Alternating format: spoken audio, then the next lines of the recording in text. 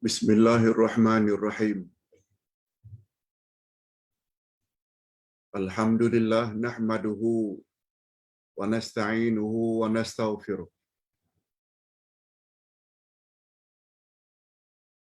Wa na'udzu billahi min shururi anfusina wa min sayyiati a'malina. Man yahdihillahu fala mudilla lahu wa man yudlil fala hadiya lahu. Asyhadu an la ilaha illallah wahdahu la syarika lah. Wa asyhadu anna Muhammadan abduhu wa rasuluh la nabiyya ba'dah.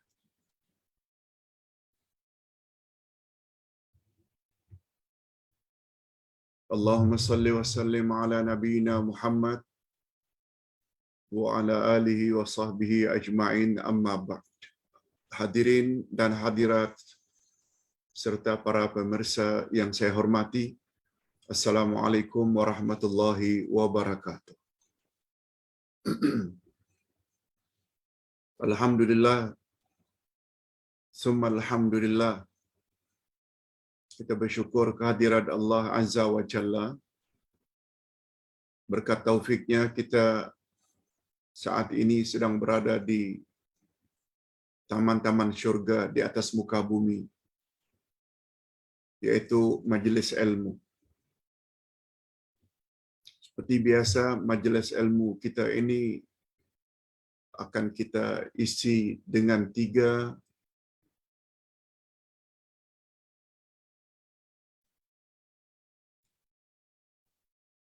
perkara. Pertama, pencerahan tentang topik.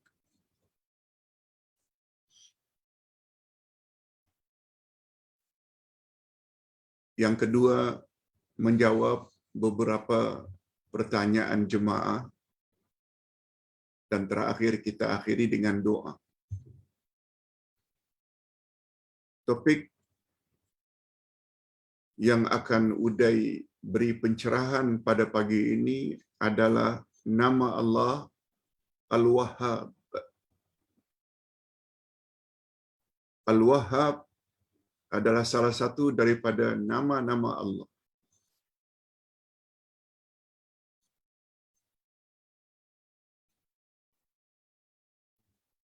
Pertama sekali, kita perlu tanya dalil. Adakah dalil bahwa Allah itu punya nama Al-Wahhab yang membawa makna Maha Pemberi? Ada. Dengan adanya dalil yang membuat kita yakin. Allah Subhanahu wa taala berfirman dalam surah Ali Imran ayat 8 yang selalu menjadi doa kita. A'udzubillahi minasyaitonir rajim. Rabbana la tuzigh qulubana ba'da idh hadaitana wa hab lana min ladunka rahmah innaka antal wahhab. Rabbana, ya Allah, ya Tuhan kami, la tuzigh qulubana ba'da idh hadaitana. Janganlah engkau jadikan hati kami condong kepada kesesatan sesudah engkau beri petunjuk kepada kami. Tolong ya Allah, jangan engkau jadikan hati kami ini cenderung pada kesesatan setelah engkau beri kami petunjuk. Dan kurniakanlah kepada kami rahmat dari sisi engkau ya Allah. Karena sesungguhnya engkau adalah Maha Pemberi. Maha Pemberi kurnia. Itu satu. Ayat yang kedua juga menyebut nama Allah Al-Wahhab. Sebagaimana doa Nabi Sulaiman. yang diberi oleh Allah kekuasaan, yang diberi oleh Allah kekuasaan. Qala rabbighfirli wa hab li mulka la yanbaghi li ahadin min ba'di innaka antal wahhab. Dia berkata, yakni Nabi Sulaiman, ya Tuhanku, ampunilah aku dan anugerahkanlah kepadaku kerajaan yang tidak dimiliki oleh seorang jua pun sesudahku. Sesungguhnya engkaulah yang maha pemberi. Jadi kedua-dua ayat ini menyebut tentang nama Allah Al-Wahhab. Okey.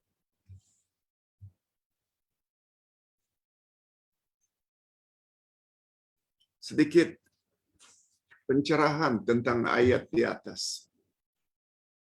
Terutama Ali Imran ayat 8. Sangat bagus jika kita umat Islam, terutama yang hidup pada hari ini, doa selalu dengan doa ini.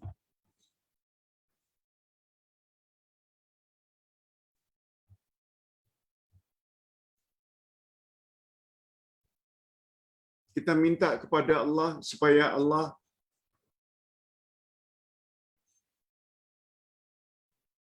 jangan jadikan hati kita ini cenderung pada kesesatan.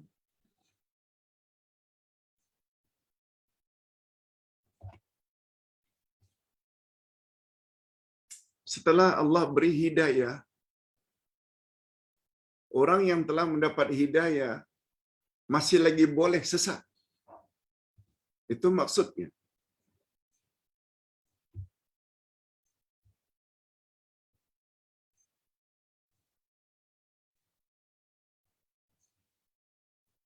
Menurut akidah Ahlus Sunnah wal Jamaah, iman boleh naik, boleh turun. Malah lebih dari itu, iman boleh dicabut oleh Allah bila-bila masa. Yang dulunya Muslim, lalu murtad, jadi kafir. Yang dulunya mendapat hidayah, lalu karena ta'assub dan fanatik kepada seseorang guru, walaupun mendakwa, dapat jumpa Rasulullah dalam keadaan jaga, dan disebut pula Rasulullah ada cakap dia salah seorang penghuni syurga.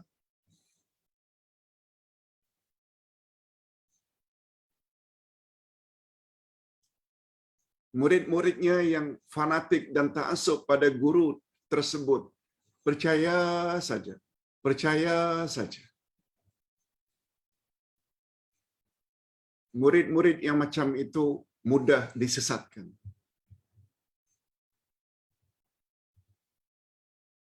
Lain halnya bila dia cakap itu, ini kata Allah atau firman Allah, ini hadis Nabi.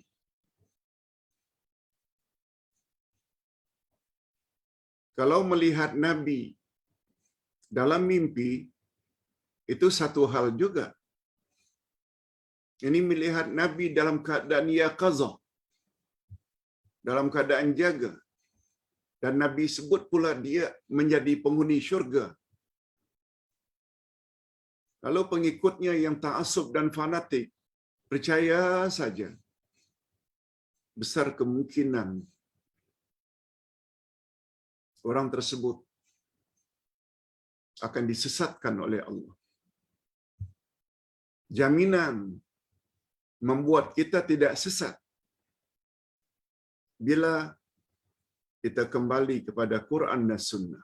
Sesuai dengan janji Nabi, aku tinggalkan dua perkara untuk kamu, wahai umat, selagi kamu berpegang teguh, kamu tak akan sesat selama-lamanya. Quran dan Sunnahku. Na'udzubillah min dzalik. Ini sekedar komen tentang doa itu. Sekarang kita berpindah kepada makna Al-Wahhab. Di dalam nama Allah Al-Wahhab ada sifat di dalamnya namanya hibah. Kalau Al-Wahhab membawa makna Maha Pemberi, dia adalah dipanggil dengan abniyah al-mubalaghah, format atau bentuk untuk menyatakan bersangat-sangatan. Dia Maha Pemberi, bersangat-sangatan pemberiannya, tak pernah berhenti, tak kira berapapun banyaknya. Di dalam nama Allah Al-Wahhab ada sifat hibah. Itu sebabnya hibah maknanya pemberian.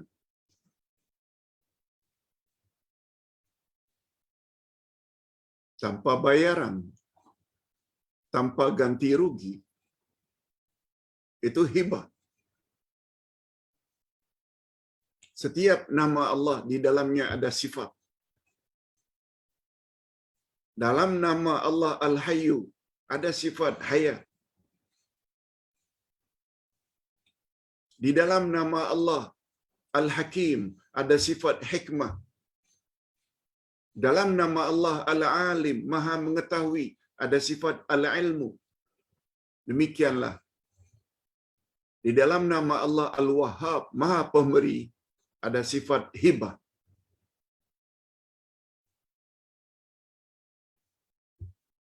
Jadi nama Allah Al-Wahhab menurut pandangan syarak, menurut pandangan agama, adalah satu daripada nama-nama Al-Asma'ul Husna yang membawa makna zat yang sangat luas pemberiannya, mencakupi seluruh yang wujud. Apakah itu diterima oleh penghuni langit seperti malaikat, atau penghuni bumi seperti manusia, binatang, tumbuh-tumbuhan, semuanya memerlukan pemberian daripada Allah. Itu makna Al-Wahhab. Kita berpindah saja kepada kehebatan Al-Wahhab. Nama Allah Al-Wahhab, Maha Pemberi. Kehebatan yang pertama, pemberian Allah berlaku pada setiap waktu dan masa yang dapat dinikmati oleh penghuni langit dan bumi. Pemberian Allah tidak terputus, walau seketika atau sesaat. Sejak kewujudan alam ini lagi, Allah terus bagi. Namun demikian, walaupun pemberian Allah itu sangat banyak untuk segala makhluknya, namun anugerah dan kurnia yang ada di sisinya tidak berkurang walaupun sedikit. Ini bezanya. Jika makhluk punya sifat suka memberi, hatta dia punya duit 100 bilion ringgit, dia bagi 1 ringgit saja dari 10 bilion ringgit, 10 bilion ringgit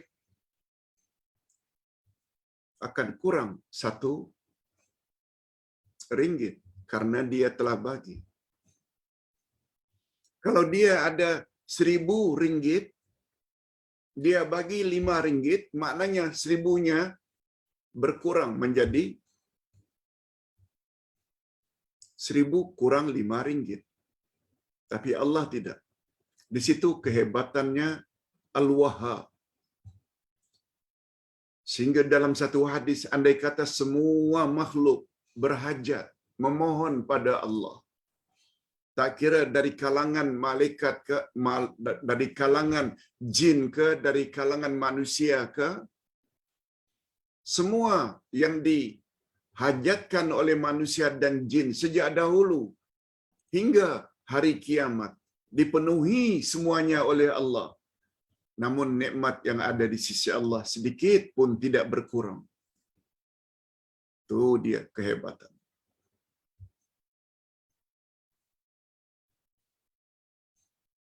Yang kedua, dia menganugerahkan pemberiannya di alam ini dalam bentuk ujian. Sebagaimana dia juga bagi anugerah dan pemberian di akhirat nanti. Tapi di akhirat bentuknya bentuk pembalasan.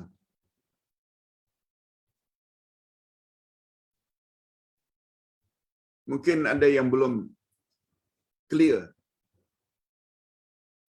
Segala pemberian Allah di dunia ini, peranan pemberian itu adalah ujian bagi manusia berkenaan. Allah bagi anak, sebenarnya Allah ingin uji sampai di mana awak didik anak awak.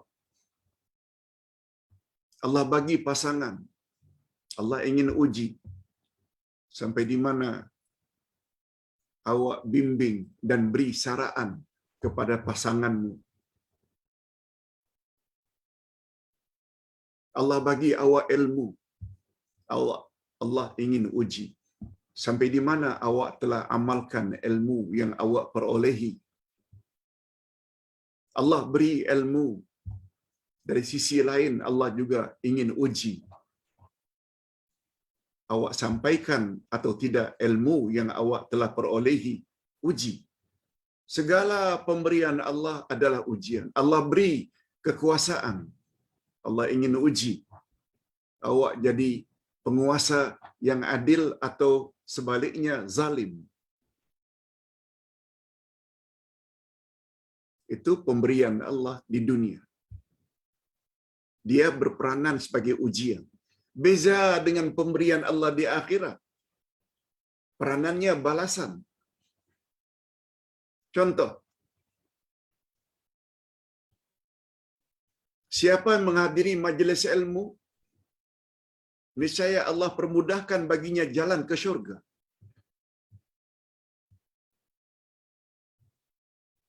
Siapa yang mengikuti muhajirin dan ansar dengan baik,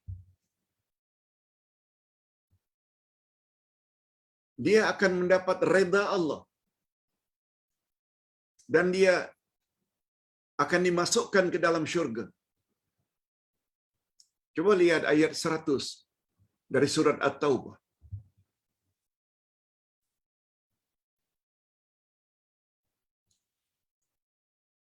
Siapa yang membaca Al-Quran, Al-Quran itu kelak Allah izin untuk memberi dia syafaat.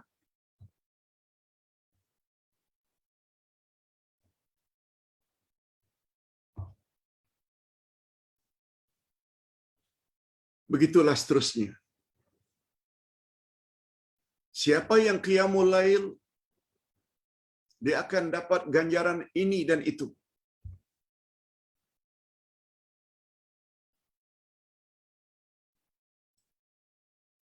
Sekali lagi, kehebatan Al-Wahhab.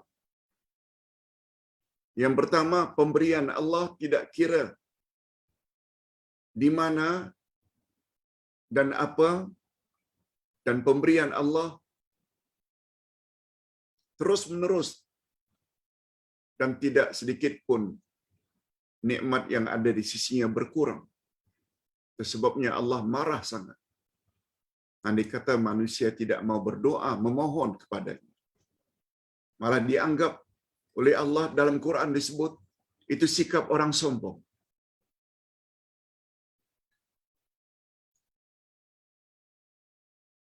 Yang kedua, pemberian Allah kalau di dunia dia berperanan sebagai ujian,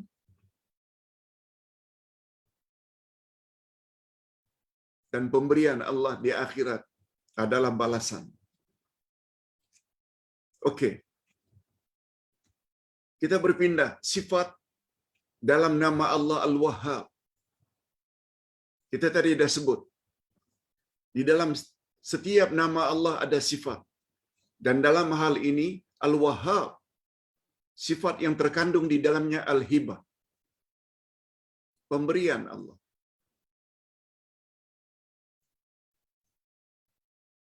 yakni pemberian atau hadiah daripada Allah.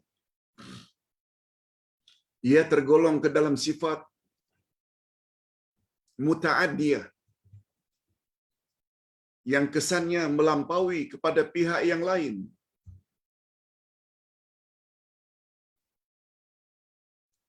Namun demikian bila kita lihat dari sisi lain, Al-Wahhab ini adalah sifat Allah yang subutiyah. Subutiyah maknanya sifat kesempurnaan. Ingat sifat Allah ada dua. Subutiyah, sifat kesempurnaan. Yang kedua, salbiyah, menafikan sifat kekurangan dari sisi Allah. Subutiyah pula terbagi kepada dua. Subutiyah zatiyah dan subutiyah fi'liyah.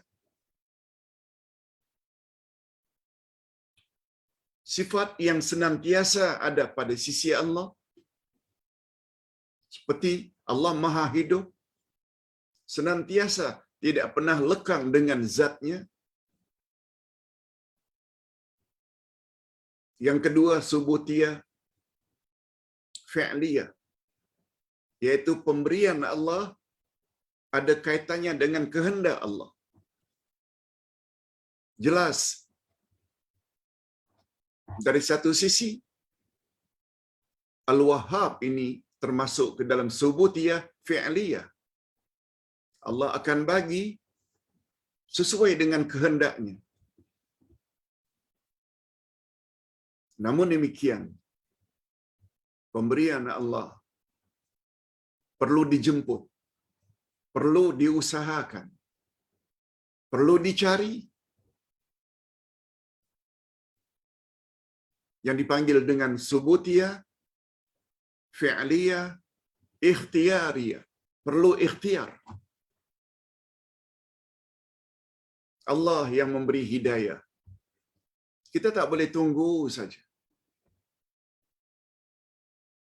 Kita mesti cari. Dan dalam mencari guru pun, kita perlu seleksi.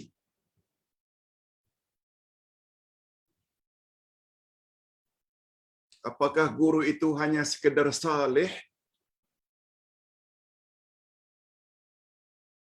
atau guru yang muslih? Ustaz ada sebut tadi pagi kepada salah seorang jamaah,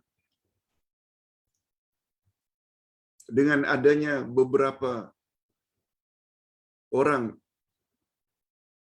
yang punya pengikut yang ramai, mendakwa dapat jumpa Rasul dalam keadaan jaga di depan Kaabah lagi. Dan Rasul sebut dia sebagai penghuni syurga. Hadirin dan hadirat, orang tersebut dikatakan saleh saja tak layak. Saleh saja tak layak. Orang yang saleh, orang yang baik, bila kebaikannya itu berpaksi kepada apa kata Allah, apa kata Rasul. Rasul hanya sebut umatnya boleh jumpa Rasul hanya dalam mimpi. Bukan dalam keadaan jaga atau yaqazah. Sebab itu bercanggah dengan ayat 15 dan 16 dari surat Al-Mu'minun. Bila kamu sudah mati, summa innakum yaumal qiyamati tub'atsun. Hanya pada hari kiamat saja kamu boleh dibangkitkan atau akan dibangkitkan. Bila kamu sudah mati, hanya pada hari kiamat saja kamu baru dibangkitkan. Ini memberi isyarat tidak ada kebangkitan sebelum kiamat terjadi. Oleh sebab itu, sesiapa yang mendakwa jumpa Rasul dalam keadaan jaga, dia bukan orang saleh. Sebab itu bercanggah dengan Al-Quranul Karim. Bercanggah dengan hadis Nabi sallallahu alaihi wasallam. Orang macam itu ke mau diikuti dan diambil pandangannya? Tak dikatakan saleh saja tak layak. Apalagi diharapkan menjadi muslih, memperbaiki orang lain. Malah besar kemungkinan bukan memperbaiki orang lain, malah menyesatkan orang lain. Ini masalah kebanyakan orang awam yang terlalu fanatik dan ta'assub dengan tuan guru. Oleh sebab itu, ingin mendapat guru supaya selamat dunia akhirat. Bukan saja guru yang saleh, tapi guru yang muslih. Selain dia itu baik, ikut Quran dan Sunnah, dia juga memperbaiki orang lain. Ustaz berdoa, mudah-mudahan Uday termasuk ke dalam golongan muslih dalam pengertian yang hakiki.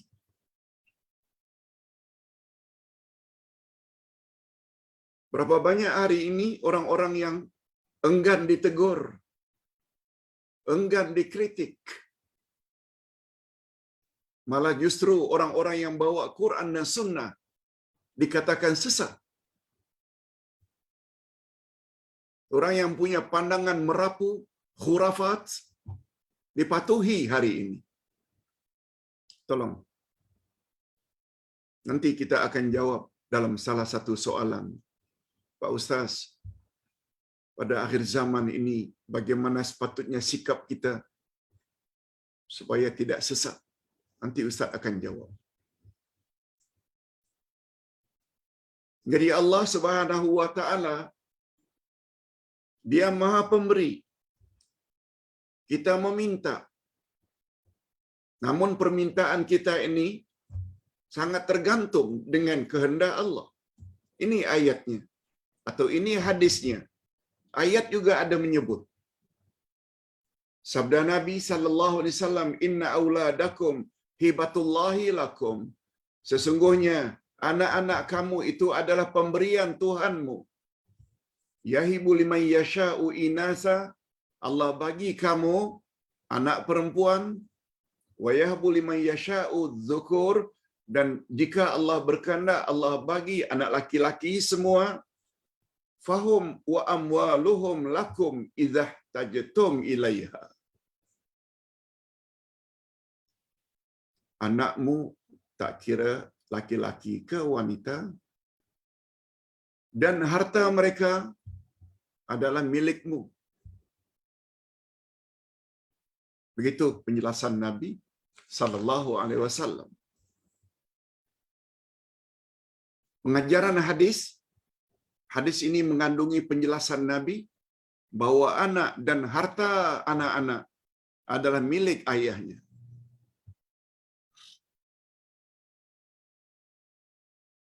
Nah, sekarang kita berpindah kepada topik yang lain. Masih lagi tentang nama Allah Al-Wahhab. Jika disebut bergandengan, bagaimana Pak Ustaz bila disebut bergandengan? Selain nama Allah Al-Wahhab, juga digandingkan dengan Al-Aziz. Ini sebagai contoh. A'udzubillahi minasyaitonirrajim. Am indahum khazainu rahmati rabbik Al-Azizil Wahhab. Atau apakah mereka itu mempunyai perbendaharaan rahmat Tuhanmu yang maha perkasa lagi maha pemberi? Maha perkasa diikuti dengan Maha pemberi. Al-Aziz, Al-Jabbar. Ini memberi isyarat. Allah bila berkehendak untuk membagi anugerah kepada seseorang, tak ada seorang pun yang boleh menghalangnya. Tak ada seorang pun yang boleh menghalang. Itu sebabnya dikaitkan dengan Al-Aziz. Dia maha perkasa. Dia maha kuat. Sehingga pemberiannya akan sampai kepada orang yang dia beri. Tak ada siapa pun yang punya kemampuan menghalang pemberian Allah. Nah, kalaulah macam itu keyakinan kita, mengapa tidak minta pada Allah? Ya Allah, aku masih jahil, ya Allah. Banyak perkara dalam Al-Quran aku tak faham. Engkau pula berjanji melalui lisan Rasul-Mu, jika kami mengikuti Quran dan Sunnah saja, yang kami tidak akan sesat selama-lamanya. Tolong beri kami, ya Allah, ilmu. Doronglah kami, ya Allah, untuk pandai memilih siapa yang akan menjadi guru kami. Minta kepada Allah. Lalu Allah dorongkan. Jangan ikut yang itu. Yang ikut yang ini. Jangan ikut yang itu. Yang bila bercakap merapu, bila ditanya dalil, dibentak, dimarahi. Tanya yang ini. Yang ikut Quran dan Sunnah. Minta pada Allah. Tak ada siapa pun yang boleh menghalang. Yes, itu rahasia. Nak minta jodoh, nak minta zuriat, minta pada Allah.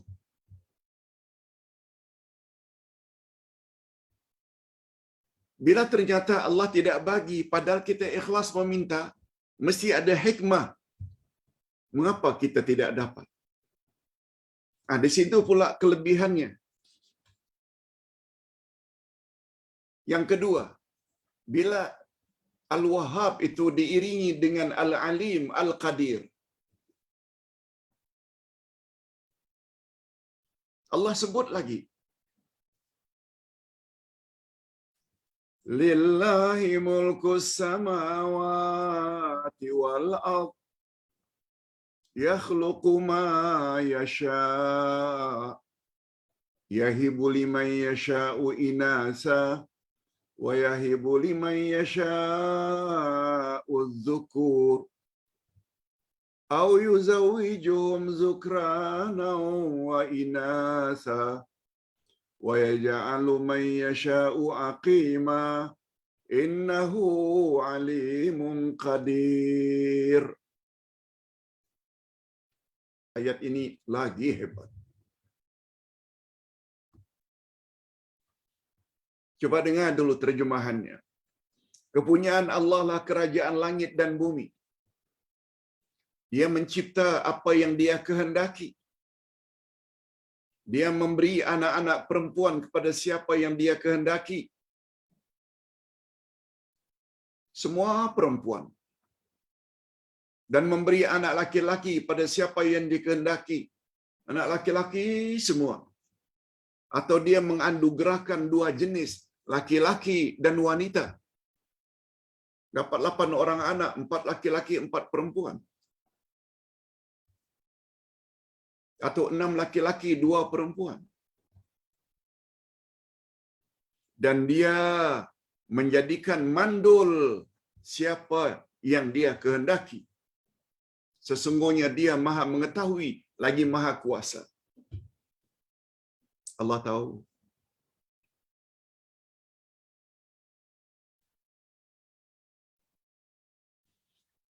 Ayat ini menerangkan betapa luas pemilikannya dan kerajaannya dan berlaku segala serta terlaksana segala kehendaknya di dalam pemilikannya dan kerajaannya apa yang Dia kehendaki. Tak ada siapa yang menghalang. Itu gambarannya nama Allah Al-Wahhab bila diiringi dengan Al-Alim dengan Al-Qadir. Contohnya, nikah atau perkawinan adalah di antara sebab salah, di antara sebab atau salah satu usaha untuk melahirkan anak. Cari pasangan. Lalu Allah Subhanahu wa taala anugerahkan kepada mereka anak-anak yang Dia kehendaki.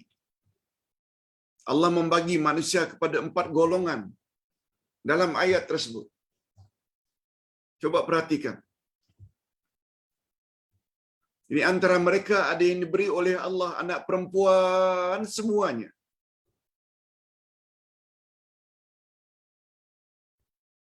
Ustaz punya tetangga punya anak 10 orang, semuanya perempuan. Di antara mereka ada yang diberi oleh Allah laki-laki semua. Juga kita jumpai dalam masyarakat. Tak ada anak perempuan walau seorang. Di antara mereka diberi oleh Allah anak laki-laki dan anak perempuan. Dah 3. Nah, yang keempat. Di antara mereka ada yang dihalang oleh Allah daripada mendapat zuriat. Sehingga dia jadi insan yang mandul. Tak kira laki-laki, tak kira perempuan. 4 golongan ini wujud dalam masyarakat. Lalu timbul pertanyaan, mengapa Pak Ustaz ketika menyebut tentang 4 kategori manusia ini, ada dapat anak perempuan semua, ada dapat anak laki-laki semua, ada yang dapat anak perempuan dan anak laki-laki, dan ada yang tak dapat langsung. Mengapa Al-Wahhab itu diiringi dengan Al-Alim dengan Al-Qadir?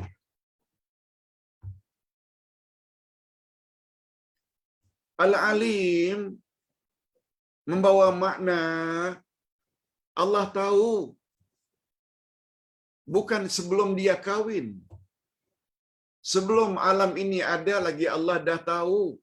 Dah Allah tulis dalam Lauh Mahfuz. Al-Qadir, Allah Maha berkuasa.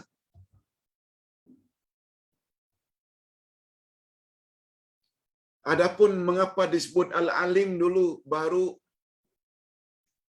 Al-Qadir, itu membawa makna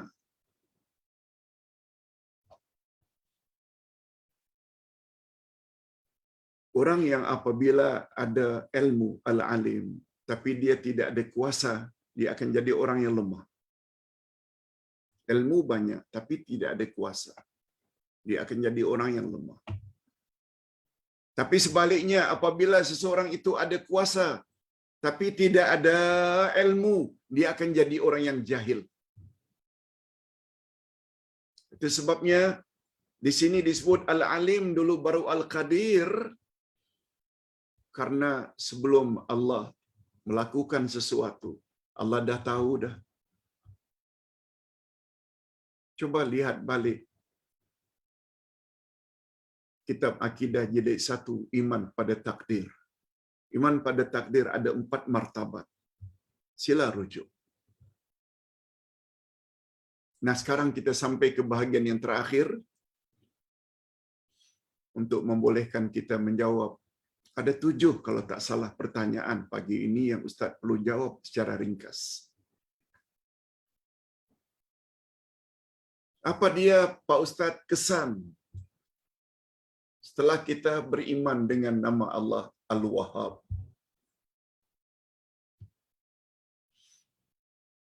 Apa yang kita dapat manfaat dari mengetahui nama Allah Al-Wahhab?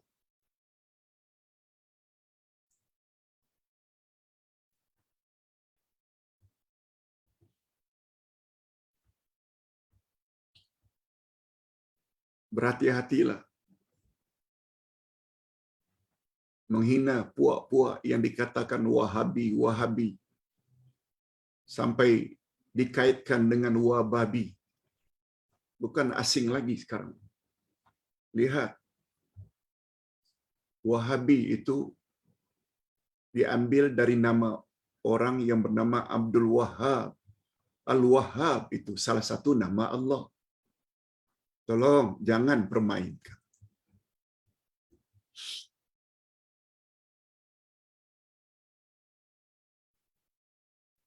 Kesan yang pertama, bila kita dah faham dengan makna Allah, nama Allah Al-Wahhab, yang pertama sekali dia akan menjadi seorang yang sangat cinta dan sayang kepada Tuhannya yang Maha Agung.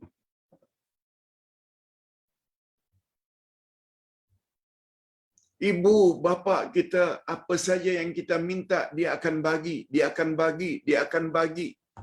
Betulkah itu akan menimbulkan rasa sayang dan cinta kita pada mak bapa? Padahal mak bapa bukan pemberi hakiki, bukan pencipta hakiki. Mereka penyebab saja. Nah, sekarang terhadap Allah yang Maha Pemberi, dia beri kita bukan saja dalam bentuk penciptaan, dalam bentuk yang lengkap, sempurna. Dia juga beri kita apa yang kita perlukan, sama ada yang bersifat material untuk keperluan jasmani atau rohani, memeluk Islam, dapat hidayah, sabar, tawakal.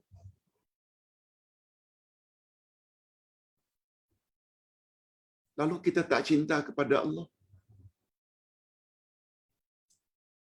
Anak yang tidak cinta pada mak bapak saja dikatakan anak kurang adab, anak kurang ajar. Macam mana tidak cinta, tidak sayang kepada Allah yang memberi segala-galanya? Gunakan sedikit otak. Sebab orang yang tak mau gunakan akal, dia akan dihumban dalam api yang bernyala-nyala. Lihat ayat 10 dan 11 dari surat Al-Mulk.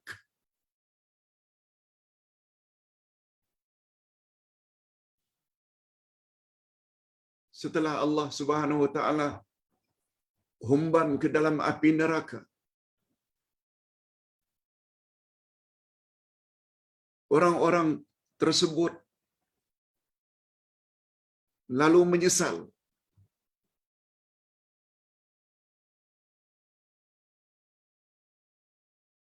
Apa kata mereka dalam Al-Quran, surat Al-Mulk?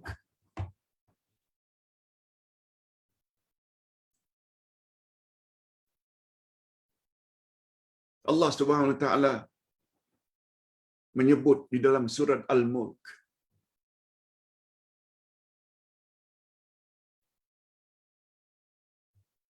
kalaulah dulu kami di dunia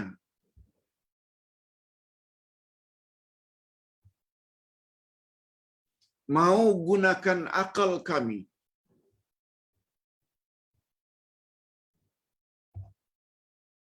niscaya kami tidak akan dilempar dalam api neraka.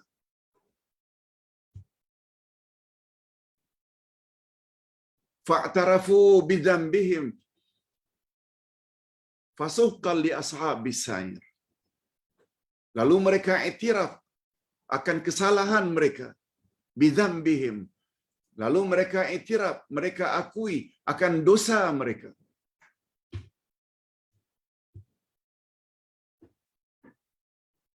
Kalaulah kami dulu di dunia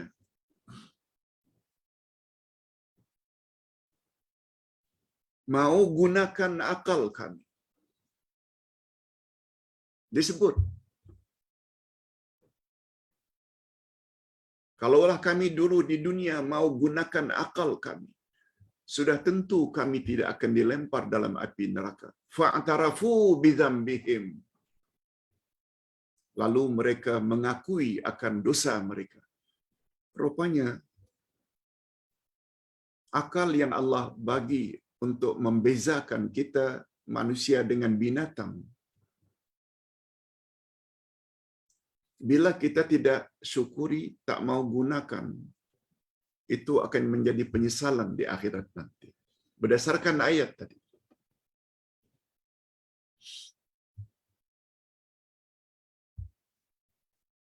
Itu sebabnya kata ulama tafsir. Coba dengar baik-baik. Ketika menafsirkan ayat awal surat Al-Baqarah, ayat 31 Al-Baqarah, wa 'allama Adam al-asma'a kullaha. Allah ajar, Allah beri ilmu kepada Adam semua nama-nama yang Allah tidak ajar kepada malaikat. Kemudian Allah cabar malaikat. Sebutkan olehmu semua nama-nama yang aku telah ajar pada Adam.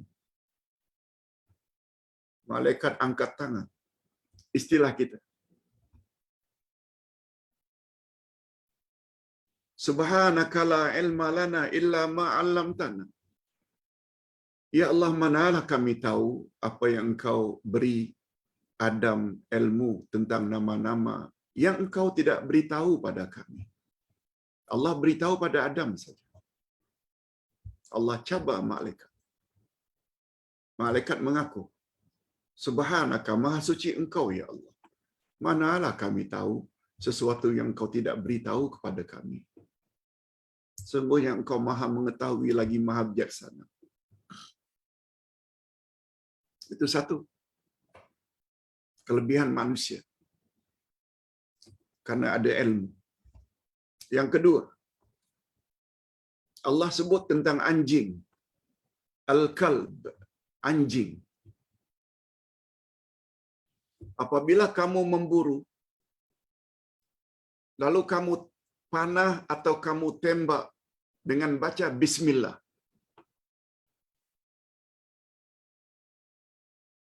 lalu anjing buruan yang terlatih kejar di semak-semak, di rawa-rawa, lalu dibawanya kepada tuannya, sedangkan binatang tersebut dalam keadaan yang sudah mati, boleh dimakan. Boleh dimakan. Walaupun tak sempat disembelih.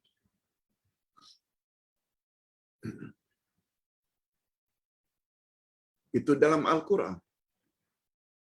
Tapi dengan syarat, anjing tersebut mestilah anjing yang terlatih, anjing yang pandai.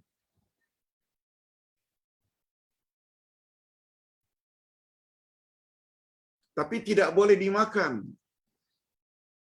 buruan yang ditangkapnya, andai kata anjing itu bukan anjing yang terlatih.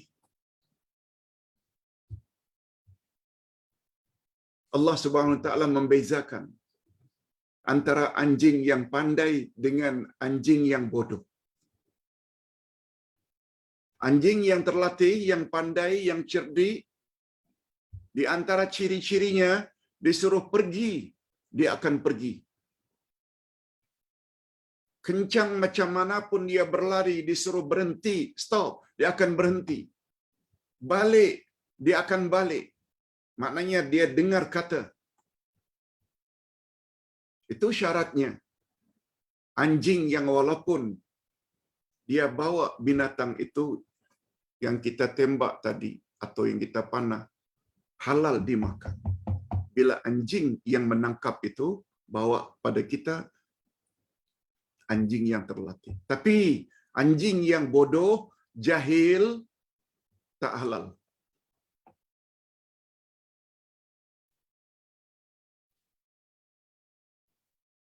Anjing saja antara yang ada ilmu, pandai dengan yang jahil ada bezanya. Ada beza tak antara manusia yang berilmu dengan yang jahil? Jawab masing-masing. Allah dah sebut dalam Al-Quran. Hal yastawi alladhina ya'lamuna wal ladhina la ya'lamun. Adakah sama manusia yang berilmu dengan yang tidak berilmu? Pertanyaan di situ mengandung makna istifham lil inkar. Allah ingin mengingkari. Tidak sama antara manusia yang berilmu dengan manusia yang tidak berilmu. Pak Ustaz, penjelasan Pak Ustaz terakhir ini macam menyindir kami saja. Bukan menyindir lagi. Berterus terang. Manusia yang berilmu tak sama dengan yang tidak berilmu. Allah yang sebut. Oleh sebab itu, kalau merasa ilmu itu kurang, belajarlah. Dan belajar bukan kepada penyebar khurafat, penyebar bid'ah. Cakap begitu saja, orang tanya dalil dimarahi. Bukan itu. Cari ilmu bukan itu. Ilmu yang sebenar adalah Al-Quran. Sebab dia kalamullah. Tidak ada yang salah. Ilmu yang paling utama untuk diambil dari manusia. Manusia yang maksum. Iaitu Rasulullah. Bukan kiai ini, ulama ini, habib ini. No. Bukan kata ini, kata itu, kitab ini, kitab itu. No. Kalau ambil dari kitab pun, mesti kitab tersebut penuh dengan rujukan-rujukan. Kalau tidak kalamullah, kalamur Rasul. Ini bila kita nak bercakap tentang agama, ya. Agama. Ustaz tidak bercakap tentang masalah dunia. Masalah agama. Bab akidah, bab ibadat, bab akhlak.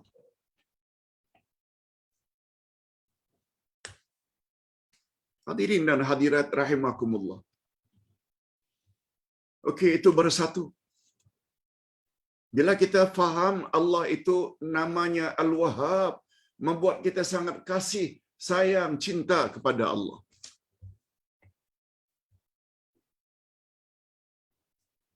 Itu sebabnya kita minta pada Allah, selalu Ustaz baca pada penghujung kuliah. Rabbana hablana min azwajin, Rabbana hablana min azwajina wa dzurriyyatina qurrata ayun waj'alna lil muttaqina imama. Ini orang-orang ibadur rahman, ini di antara sifatnya. Ya Allah, berilah kami pasangan hidup dan zuriat, keturunan yang menyedapkan pandangan mata dan hati kami. Jadikanlah kami pemimpin bagi orang-orang yang bertakwa. Hablana dari kata wahab. Hablana, berilah kami.